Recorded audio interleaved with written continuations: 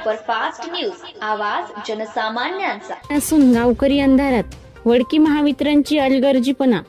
राळेगाव तालुक्यातील विहिरगाव येथे गेल्या 8 दिवसापासून लाईन असून गावकरी अंधारात आहेत। गावातील डीपीचा ट्रान्सफॉर्म जाऊन असून वडकी महावितरणला वारंवार माहिती देऊन सुद्धा अधिकारी लक्ष देत नसल्यामुळे गावकऱ्यांना मोठ्या प्रमाणात त्रास सहन करावा लागत आहे।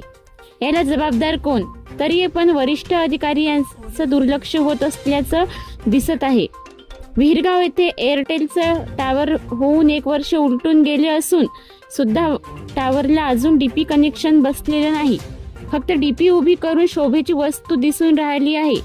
डायरेक्ट गावातल्या खांब्यावरून टावरला लाईट पोहोचवली जात आहे। एवढं महाभारत चालू असून सुद्धा वरिष्ठ अधिकाऱ्याचे लक्ष नाही। फक्त आणि फक्त वसुली करून पैसे जमा करण्याच्या तालात कर्मचारी दिसून येत आहेत।